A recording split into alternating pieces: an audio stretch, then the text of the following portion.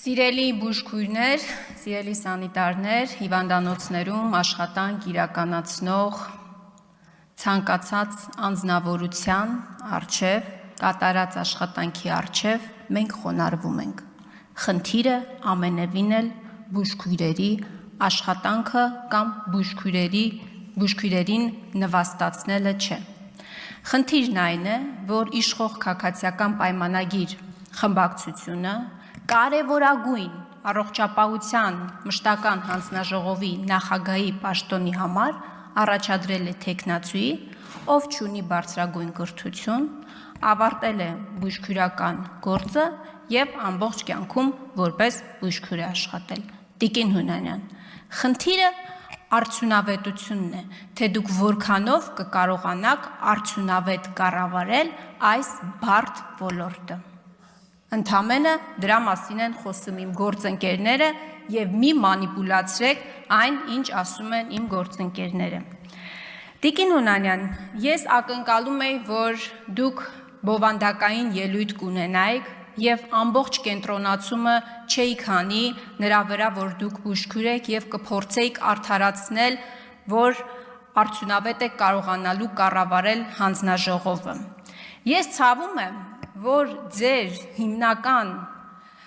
մատնացույց արած խնդիրներից մեկը այն է, որ բժիշկները հիվանդների աչքերի մեջ չեն նայում, հայացքով չեն շփվում հիվանդի հետ։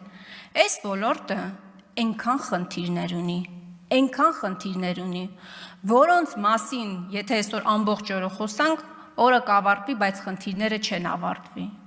Ես կցանկանայի, որ դուք խոսեիք պետպատվերի մասին, թե ինչի է պետպատվերը այդքան շուտ ավարտվում։ Մարդու բախտը բերում է, եթե տարեսկզբին է որևէ խնդիր ունենում, հիվանդանում, այո, քանի պետպատվերը վերջացած չի լինում։ Օրինակ, այս խնդրին որևէ բովանդակային պատասխան դուք ունեք, թե չունեք։ Ես այսօր ձեզ ուզում եմ ներկայացնել, սիրելի հայրենակիցներ, մի հարցման պատասխան, որը ստացել եմ առողջապահության նախարարությունից, ես սպասում եի հարմար առիթի սրա մասին խոսելու համար։ Ձեզանից շատերը հավանաբար ենթադրում են, որ չարորակ նոյագոյացություններով հիվանդ մարդկանց բուժումը անվճար է։ Պետպատվերի շրջանակներում կամ ոչ միայն, այլ նաև համապատասխան սահմանված կարգով 2004 թվականին ընդունված կառավարության, եթե չեմ սխալվում։ Նախ ուզում եմ արձանագրել, թե քանի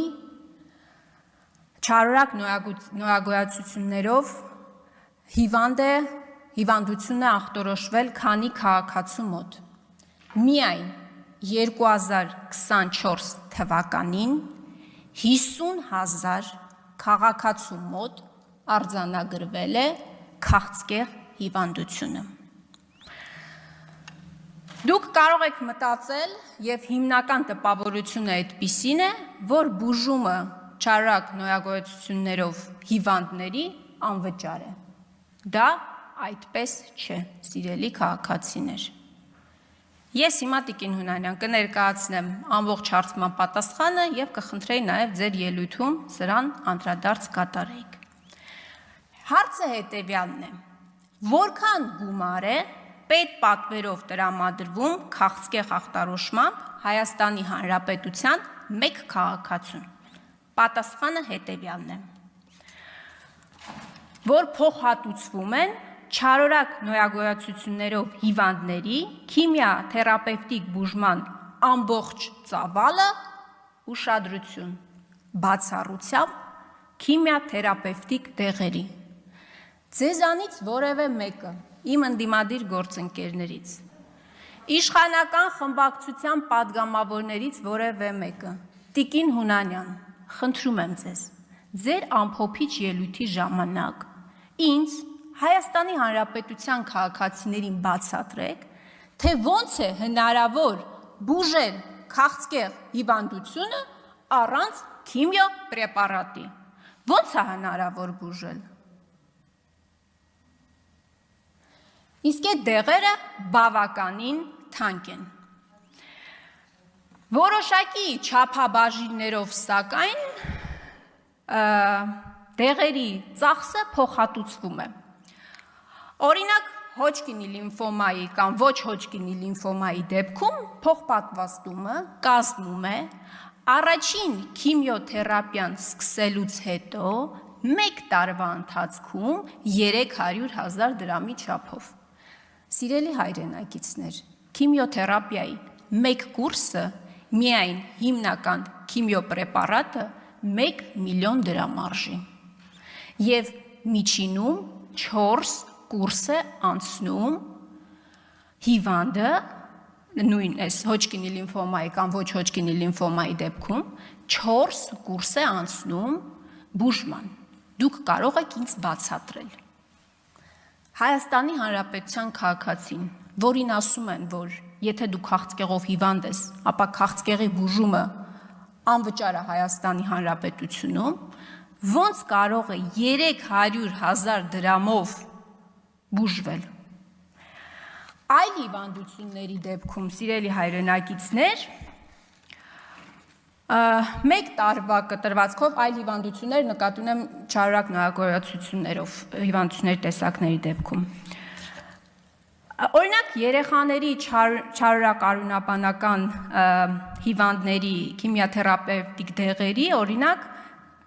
1 տարվա ընթացքում տարեկան միջինը 200,000 դրամ։ Մեծահասակների չարորակ արյունաբանական հիվանդների քիմիոթերապիկ դեղերը 1 տարվա ընթացքում տարեկան 150,000 դրամ։ Դուք պատկերացնում եք, սա ինչ ծիծաղելի ողբերգական թիվ է։ Ողբերգական։ Սա ցավազրկողի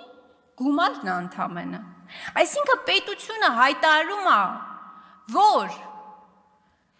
քաղցկեղով հիվանդին ինքը բուժում է, ստանձնում է ծախսերը եւ 150,000 դրամ է հատկացվում տարեկան, նորից եմ ասում, դա ցավազրկողի գումար անգամ չի կարող լինել։ Այլ բան, շատ պրեպարատներ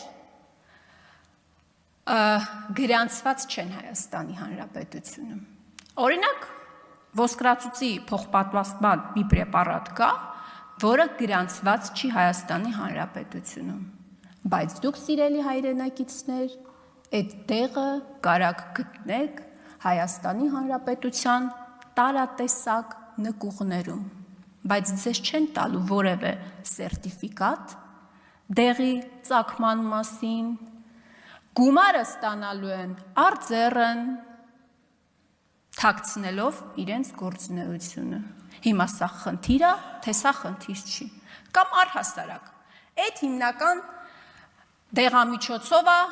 կատարվում օրինակ ոսկրածուծի փոխպատվաստումը, ինչի գրանցված չի Հայաստանի Հանրապետությունը։ Ողջամիտ պատասխան առողջապահության նախարարությունը ինձ չի պատասխանել։ Ես մի հռետորաբանական հարցադրում եմ արել առողջապահության նախարարությանը, թե ինչ պետք է անի մարդը, եթե այդ հատկացված 150,000 դրամը սպառվել է, բայց ինքը բնականաբար դեռևս բուժման կուրս ունի անցնելու։ Ես ուզում եմ ընթերցել առողջապահության նախարարի պատասխանը, սիրելի հայրենակիցներ։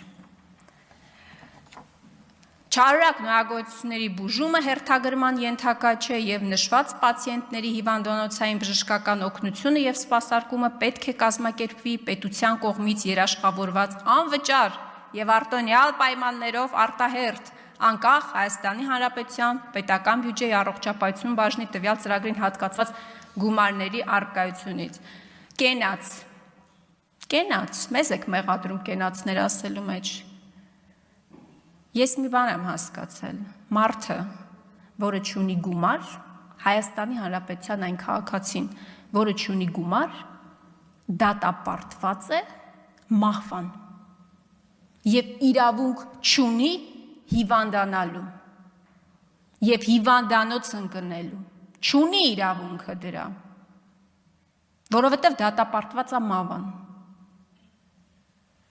Սա մեր ամենակարևոր խնդիրն է։